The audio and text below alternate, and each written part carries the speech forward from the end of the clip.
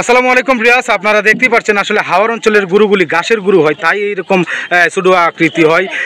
তবে মাংস আপনার প্রচুর ওয়েট হবে, কারণ ঘাসের গরু তো আসলে ফিডের গরু হলে মোটা তাজা হয়ে যায়। তো আমরা ফজলু খানের সাথে কথা বলবো, যে ব্যাপারী সাহেব, উনি আসলে ওনার গরুটা যদি কত টাকা বিক্রি করে যদি আপনাদের সাথে কিছু আলোচনা করব।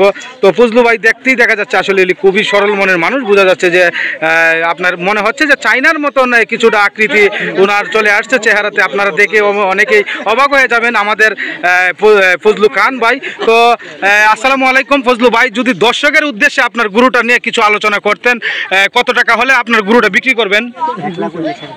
আবার বলেন। 1 লাখ হইলে ছেড়ে দিবেন। তো এটা কত কেজি ওজন হবে গরুটার? আন্দাজ করতে পারতেন না, আপনি টাকাটা কিভাবে আন্দাজ করলেন? আপনার গরুর মাংসটা আপনি আন্দাজ করতে পারবেন না। আসলে এটা হচ্ছে আপনার 2.5 মনের মতন ওজন হবে মনে হয় সম্ভবত। হ্যাঁ, 2.5 মনের 20 কেজি। 2.5 মনের উঠ হইলে 20 কেজি। 2.5 মনের আসলে আপনারা আসলে যে আপনারা 2.5 মনের উপরে 20 কেজি যদি হয় তাহলে কত মন হয়, তাহলে উনি এটাই বুঝতে পারতেছে না। উনি আসলে খুবই ভালো মনের মানুষ, আমরা দেখতে পাচ্ছি।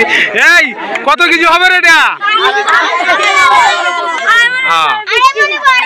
2.5 মন হইলে 2 মন 20 কেজি। তুমি কি এটাই কইতে চাইছিলা?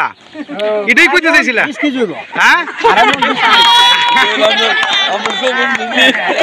তো আসলে আমি কি বলবো, তো খুবই ভালো লাগতেছে যে ভাইয়ের সাথে দেখা হয়। আসলে গুরুটি উনি আসলে 1 লাখ টাকা চাইছে। আসলে আপনি লাস্ট দাম যদি বলতেন যে কত টাকা হলে বিক্রি করবেন? কম হইতো না? না কম।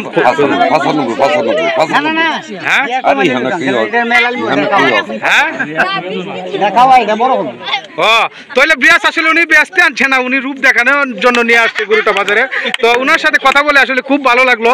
এই ছোট ভাইয়েরা দেখেন আপনারা কত মজা পাইতেছে ওনার কথা হইনা, কত আনন্দ পাইতেছে যে গরুটা নিয়ে। আসলে যাই হোক, আপনাকে অসংখ্য ধন্যবাদ। আপনাকে চায়ের দাওয়াত দিলাম, আপনি চলে আসবেন। ভালো ভালো চা আছে যে অষ্টগ্রাম বাজারে, সেই দোকানে চলে আসবেন। ঠিক আছে।